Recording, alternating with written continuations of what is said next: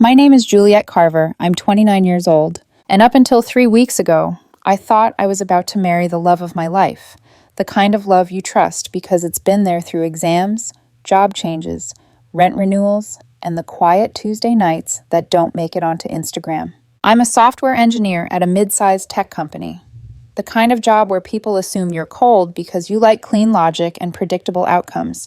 But the truth is, I'm sentimental in private. I'm the woman who keeps ticket stubs in old notebooks, who still wears a hoodie from college because it smells like safety, which is why I thought my engagement meant something sacred. His name was Nathan Reed. We met in college, stayed together through the usual growing pains, first real jobs, first real fights, first time realizing love isn't a feeling you fall into. It's a choice you make on days when you're tired. We moved in together 2 years ago, and last October he proposed. It wasn't flashy. No flash mob, no photographer hiding in a bush.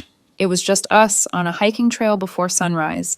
Nathan's idea, because I'd once told him I loved how the world looked right before it fully woke up. The sky went pale pink over the mountains, and he dropped to one knee with his grandmother's ring. I cried. He cried. I said yes, like I was saying yes to the next 10 years, not just the next 10 months. The wedding was set for June 14th. We'd been planning for months. Venue booked, caterer locked in, guest list finalized. Around 150 people, mostly family, close friends, the people who'd watched us become us. Nathan wanted elegant, but not stiff, something warm, something that made people feel like they were stepping into a life, not just an event. I was fine with whatever made him happy. I handled the tech side, built the wedding website, managed RSVPs through a shared spreadsheet, organized vendor contracts in a color-coded Google Drive folder because that's how my brain calms itself when life gets loud. Nathan took point on aesthetics, flowers, palettes at ease, invitation designs. He spent weeks on Pinterest like it was a second job, debating matte versus glossy finishes, obsessing over fonts the way I obsessed over code reviews. And the invitations? The invitations were a whole thing. Nathan argued with his mom about whether to include a separate reception card. He spent nights comparing cream cardstock, like he was choosing a life partner for the paper itself. He was so excited that I didn't complain about the price, even when he told me, almost sheepishly, that it was $800 for 150 invitations. "They'll be worth it," he said, eyes bright. "They're the first impression." I remember smiling and thinking, he's really in this with me. The invitations arrived on a Tuesday afternoon, April 22nd. I was working from home, half listening to a Zoom call, when I heard Nathan squeal from the living room. Not a polite little gasp, a full-body, genuine squeal. I muted myself, pressed my headset to one ear, and called out, "Everything okay?" "They're here," he yelled back. "Jules, come look, the invitations are here." I wrapped up the call as quickly as I could and walked out to find him sitting on the floor surrounded by cardboard and tissue paper, holding one invitation up to the light like it was a piece of art. "Look how gorgeous these are," he said, beaming. The foil came out perfect. He was glowing, and for a second, I let myself glow too.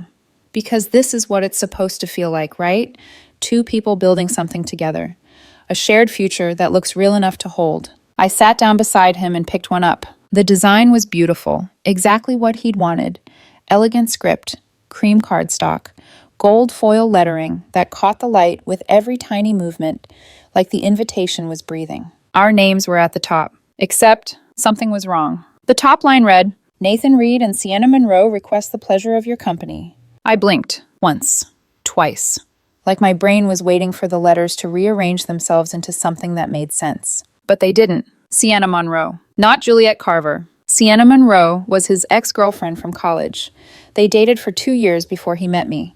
Their breakup, from what I'd been told, was messy. Too much history, too much pride, too much we were young and stupid. He claimed they hadn't spoken in years. "As far as I know," he'd said once, when I'd asked casually, "she's ancient history." Ancient history was now printed in gold foil. I read it again, slowly, like careful reading could soften the blow. My throat went tight. "Nathan," I said, voice calm in the way people get calm right before they lose it, "why does this say Sienna?"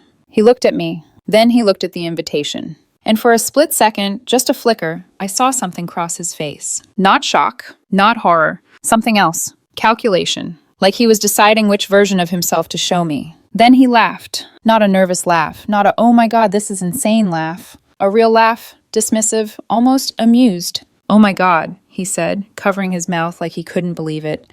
Oops, that's so embarrassing. Just a mistake, babe. Just a mistake. I stared at him, and I swear I felt my engagement ring suddenly weigh 10 pounds. Just a mistake? I repeated. How does this happen? You proofed these. The company sends you a sample before they print the whole batch. I know, he said, waving his hand like I was pointing out a smudge on a window. I must have been distracted when I checked it. I've been so busy. Work, the venue changes, everything. It's just a typo. It's not a typo, I said, and my voice sharpened despite my effort to keep it steady. A typo is misspelling a word. This is your ex-girlfriend's entire name. Nathan rolled his eyes. Actually rolled his eyes at me. Juliet, don't be dramatic, he said. It's a mistake. We'll just order new ones. Another $800, I said. He shrugged. Maybe they'll discount it since they printed the wrong name. They didn't print the wrong name, I said quietly, because this mattered. You approved the wrong name. That was when his tone shifted. He stood up, brushed off his jeans, and crossed his arms like he was bracing for battle. Why are you making such a big deal about this? He snapped. Accidents happen. I said I was sorry. You didn't actually say you were sorry, I said, because I couldn't stop myself. His jaw flexed.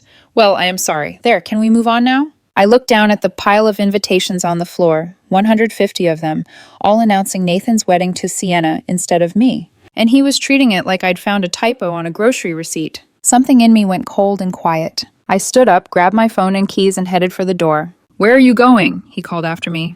Out, I said. I need to think. Juliet, come on, he said, voice dripping with that condescending patience people use on toddlers. Don't be like this. I closed the door behind me before he could finish. Outside, the air felt too bright, too normal. The street was full of people living their ordinary lives, while mine felt like it had shifted half an inch off its axis. I drove for an hour without direction, just letting the implications circle my head like vultures. Nathan wasn't careless. Nathan was obsessive. He'd once rearranged our kitchen cabinets because he didn't like the workflow. He corrected the alignment of picture frames in hotel rooms. He ironed his t-shirts. There was no world where he didn't notice his ex-girlfriend's full name in gold foil. There was no world where that was just a mistake. And yet he laughed. That laugh replayed in my head like a glitching audio file. I ended up at my best friend Talia Reyes' apartment. She took one look at my face and didn't ask for small talk. She handed me a water bottle like she'd done it 100 times before. What happened? She said. I told her everything. She listened without interrupting. One of the reasons Talia had been my person since high school. When I finished, she was quiet for a long moment. Then she said softly, Jules, that's not a mistake. That's what I'm thinking, I whispered. Talia leaned back on her couch. What are you going to do? I don't know yet, I admitted. But something's wrong. This doesn't just happen. She hesitated, then said it anyway. You want my opinion? Check the files. The files? The wedding folder, she said. The proof, the email, something. Because if he's lying about this, he's lying about more than paper. I swallowed. My stomach felt like it was full of stones. I didn't go home until around 10 p.m. Nathan was in bed, scrolling on his phone like nothing in the world had happened. He looked up when I walked in. Are you done being mad? He asked, like I'd thrown a tantrum in a grocery store. I'm not mad, I said. I'm confused. He sighed dramatically. Juliet, I told you it was a mistake. What else do you want me to say? I want you to explain how it happened, I said, and I want you to show me the proof email from the invitation company. His eyes narrowed. What? The email where they sent you the sample to approve, I said, keeping my voice even. Show me. Nathan's expression hardened instantly. Why would I still have that? I delete old emails all the time. It was 3 weeks ago, I said. He flipped his phone face down on the nightstand, slow and deliberate, like a warning. I'm not showing you my emails, he said, voice cold now, because you're being paranoid and controlling. Controlling. That word hit my chest like a shove. If it was really just a mistake, I said quietly, you'd have no problem showing me. It's the principle, he snapped. I shouldn't have to prove anything to you. I nodded slowly, feeling that same quiet inside me deepen. Okay, I said, then I'm sleeping in the guest room tonight. He didn't try to stop me. And as I lay in the dark, staring at the ceiling, I realized something that made my skin prickle. Nathan wasn't scared he'd hurt me. He was scared I was about to see him clearly. At 6 a.m., I got up, made coffee, opened in my laptop, and clicked into our shared wedding planning folder. My cursor hovered over the folder labeled Invitations. My hand shook as I double-clicked. The folder opened like a door I didn't want to walk through. Invitations sat there in the shared drive, neat and innocent, like it hadn't just cracked my entire life down the middle. Inside were subfolders with names Nathan had typed in his tidy little system. Design mock-ups, fonts, color swatches, vendor emails, final print. My coffee steamed beside me, untouched. My hands moved like they belonged to someone else. Click, click, scroll. There were dozens of files, PNG previews, JPG screenshots, PDF drafts. The kind of digital paper trail that exists when someone cares too much about kerning and gold foil. And that was the thing that made my stomach twist harder. Nathan did care. He cared enough to spend weeks obsessing. Enough to argue with his mom about a reception card. Enough to drop $800 without flinching. So how did his ex's name get in there? I kept scrolling until my eyes snagged on a file name that looked final in the way only a final file looks final. Final_proof _approved.pdf. Approved. The word felt like a verdict. I clicked it. The PDF opened. The cream background filled my screen. The elegant script. The gold foil mock-up. I leaned in. And there it was. Nathan Reed and Juliet Carver request the pleasure of your company. My name. Correct. My breath caught so sharply it hurt. I stared for a full 10 seconds, waiting for the twist, waiting for my brain to realize I'd opened the wrong file, or that it was an early draft, or that maybe Nathan had multiple versions and grabbed the wrong one by accident. But the file name didn't lie. Approved. The proof was right, which meant the printed invitations, the ones with Sienna Monroe, weren't a mistake the printer made. They were a mistake Nathan made. No, not a mistake. A choice. I clicked back into the folder and opened the design file. Then another, and another. I found a timeline of revisions, dates and timestamps, tiny digital fingerprints. A version that said Jules, another that said Juliet, another with the font adjusted.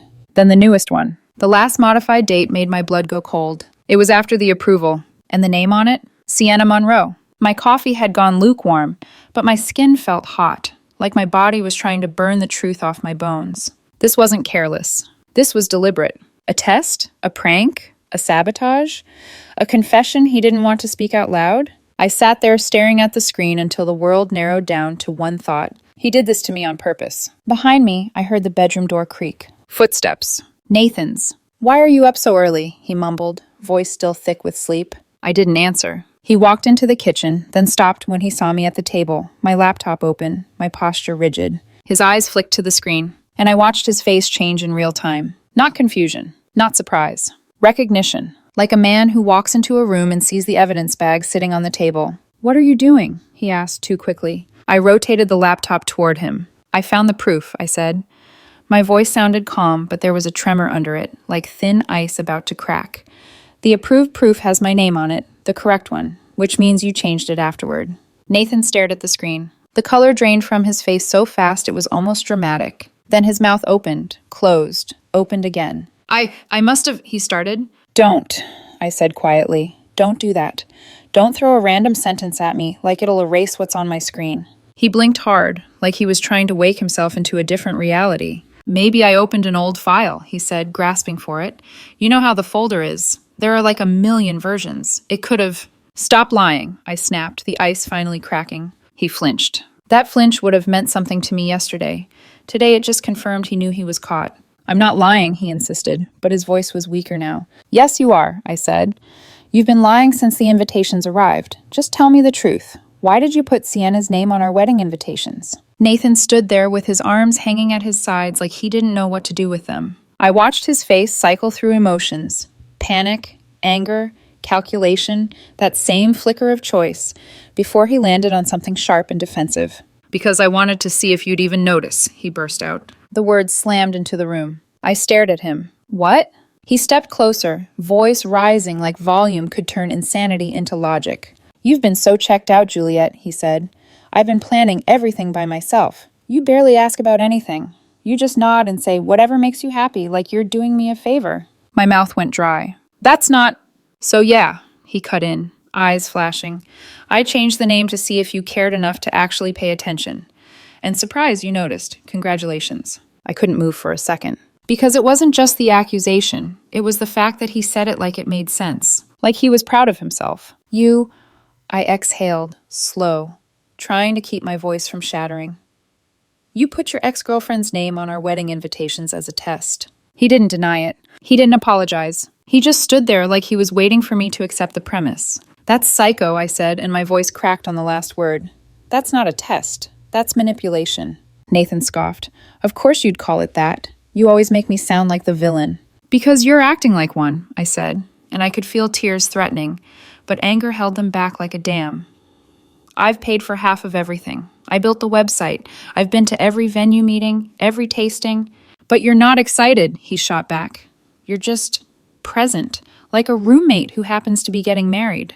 I stared at him, because even if there was a sliver of truth in what he said, if I had been quieter lately, more stressed, more tired, none of that justified what he did. None of it explained why his test had to involve Sienna. Why her? I asked, voice suddenly low. He paused. That pause was everything. Out of all the names in the world, I said, stepping closer now. Why her? Nathan's jaw clenched. I told you, he said. It was to see if you'd notice. That doesn't answer my question, I whispered. He looked away, and the room filled with silence so thick it felt like fog.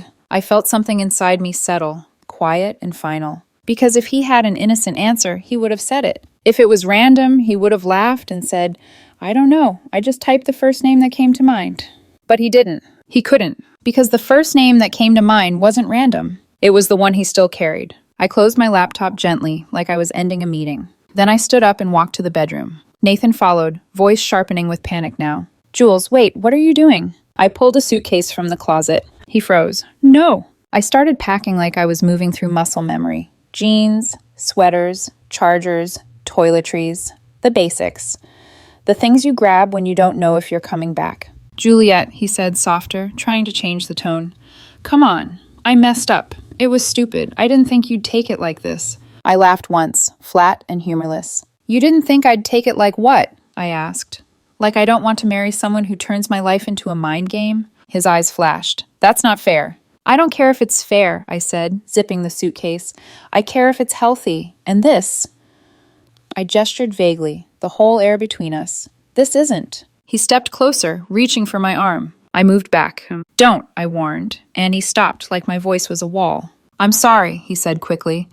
Okay, I'm sorry. I shouldn't have done it. I was insecure. I was stressed. My mom was in my ear about everything, and why Sienna? I asked again, quieter this time, not angry, just needing to hear him say it. Nathan's throat bobbed. His eyes flicked to mine, then away. He didn't answer. And that was the moment I knew this wasn't just about invitations. This was about a part of him I didn't have access to. A locked room in his heart with her name on the door. I grabbed my suitcase handle. Nathan, I said, voice steady now. I'm going to stay with Talia for a few days. I need space to figure out if I even want to marry someone who thinks love is something you can test like a product. His face crumpled. Don't go, he pleaded. Please, we can fix this. I paused at the doorway. We could have fixed a mistake, I said. Then I looked him dead in the eyes. But you didn't make a mistake. I walked out, and as the apartment door clicked shut behind me, my phone buzzed in my pocket. A text from Nathan, already. We need to talk. I didn't mean it like that. I stared at the screen, then turned it face down in my hand. Because for the first time since he proposed, I wasn't thinking about the wedding. I was thinking about the quiet question I couldn't shake. How many times had he tested me before? And I just didn't notice. I stayed at Talia's place for 5 days. At first, Nathan didn't seem to understand what space meant. My phone lit up constantly. Texts, missed calls, voicemails, stacking on top of each other like he could bury what he'd done under enough noise. I'm sorry. I didn't mean it like that. You're blowing this out of proportion. Please come home. We can fix this. The messages followed a pattern I'd never noticed before because I'd never needed to. Apology, justification, minimization, pressure. When I didn't respond, the tone shifted. So you're just going to ignore me now?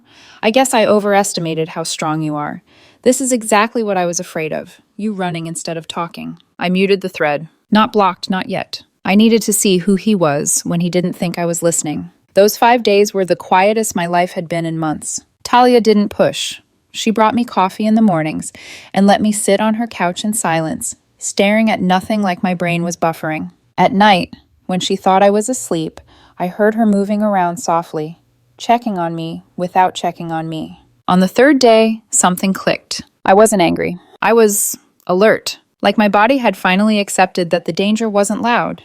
It wasn't explosive. It was subtle and smiling and reasonable, and that was worse. I didn't hack Nathan's phone. I didn't guess passwords or snoop through private messages. I did something much simpler. I paid attention. Nathan and I had shared our locations with each other for years. It started as a safety thing. Late nights, road trips, text me when you get home. Turned into, we might as well just share locations. I hadn't checked it in months because trust makes you lazy in the best and worst ways. On day 3, sitting cross-legged on Talia's couch, I opened the app. His location dot blinked into place. At work. Fine. I zoomed out. Then I scrolled back through the timeline. And that's when I saw it. Not once, not twice, but 3 separate nights over the last 2 months, Nathan's location had stopped at the same address across town. An address that wasn't his office, wasn't the gym, wasn't his parents' house, wasn't anywhere I recognized. My chest tightened, not in a dramatic way, but like something slowly being cinched. I copied the address, pasted it into Google. A condo building came up. Modern, mid-rise, secure entry, the kind of place you don't accidentally end up at. I stared at the screen, my heart beat loud in my ears. 3 visits, each one lasting between 1 and 3 hours. Each one on a weekday evening when he'd told me he was working late or grabbing a drink with coworkers. I didn't cry. I didn't even feel shocked. I felt confirmed. There's a specific kind of grief that comes when the thing you were afraid of turns out to be true. Not the grief of loss, but the grief of realizing your instincts were right and you ignored them. I sat there for a long time before doing the next thing, calling Maya Lynn. Maya was Nathan's closest friend, his confidant, his sounding board, the person he claimed knew everything. We'd always gotten along. She'd been in our apartment 100 times, drank wine on our couch, talked about how excited she was for our wedding. If anyone knew, it would be her. She answered on the 3rd ring. "Hey, Jules," she said, cautious but warm. "Everything okay?" "No," I said. I didn't soften it. I didn't buffer it. And I need you to be honest with me. Silence stretched on the line. "Maya," I said, "is Nathan seeing Sienna again?" Another silence. Longer this time. "Maya." She exhaled. "I was hoping you wouldn't ask me that." My stomach dropped, not because of what she said, but because of what she didn't say. "They've been talking," she admitted quietly. "I don't know how much or about what. Nathan told me they reconnected on Instagram a few months ago."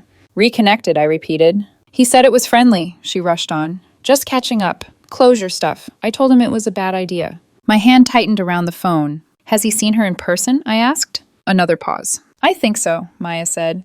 "Maybe twice. He said it was just coffee." "Just coffee. Just invitations. Just a test." "Did he tell you about the invitations?" I asked. "The invitations?" She echoed, confused. "He printed Sienna's name instead of mine," I said. "On all of them." "What?" Her voice spiked. "No, Juliet, I didn't know that. That's not okay. That's—" "I know," I said, and it surprised me how steady my voice sounded. I just needed to know how far this went. Maya sounded genuinely shaken. She apologized multiple times. She told me, unprompted, that I didn't deserve any of this. "For what it's worth," she said softly before we hung up, "I always thought you were too good for his games.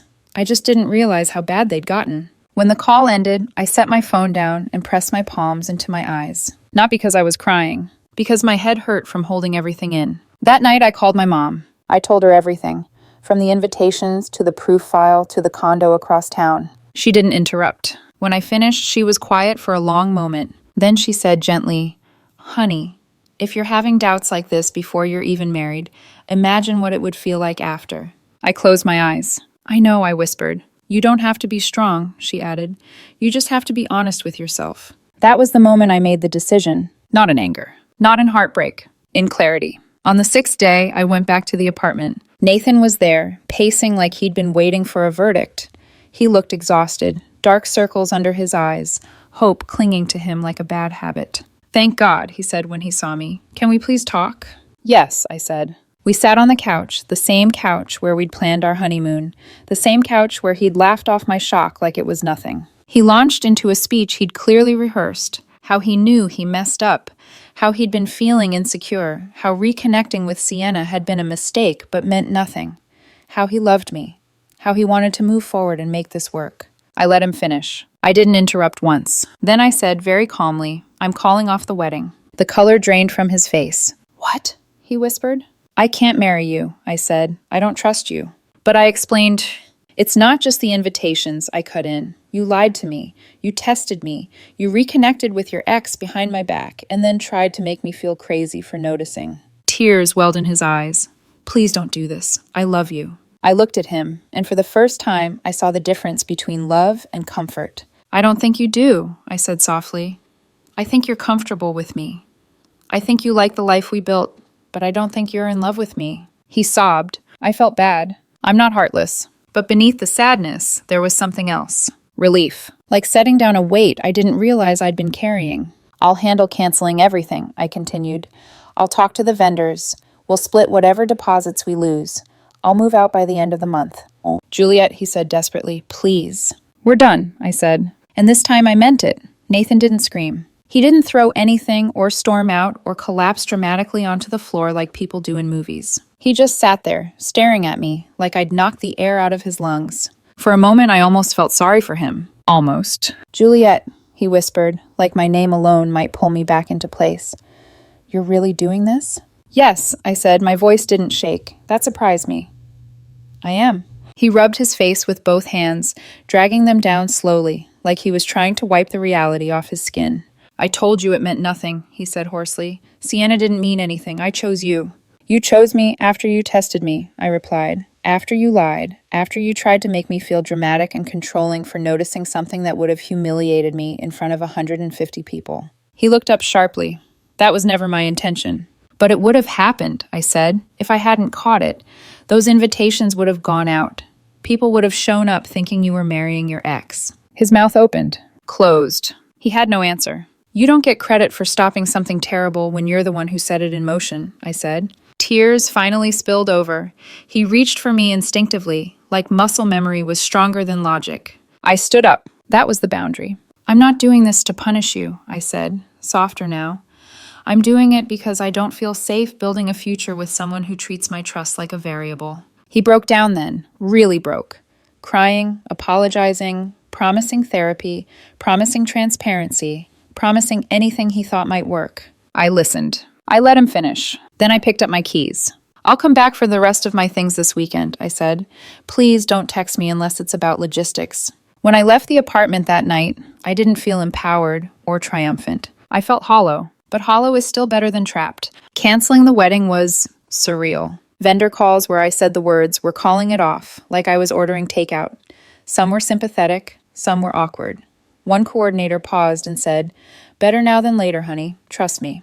We lost a few deposits, split the cost down the middle like adults who used to be in love. Nathan moved back in with his parents. I moved my things out in stages. Clothes first, then books, then the small objects that had quietly become mine over time. He texted a few times that first week. Not apologies. Anger, calling me cold, saying I gave up too easily, accusing me of throwing away years over a mistake. That was when I blocked him. Peace is not something you negotiate with someone who wants control. The invitations came next. The originals sat in a box at the back of my closet for days, gold foil catching the light every time I opened the door. June 14th was still circled on my calendar. The date didn't vanish just because the wedding did. At first, I thought about ignoring it. Then Talia said something over dinner that changed everything. You know, she said casually, you could reclaim the day. Reclaim it. The words settled into me like a spark. I opened my laptop, designed a new invitation. Simple, clean, intentional. No gold foil, no drama.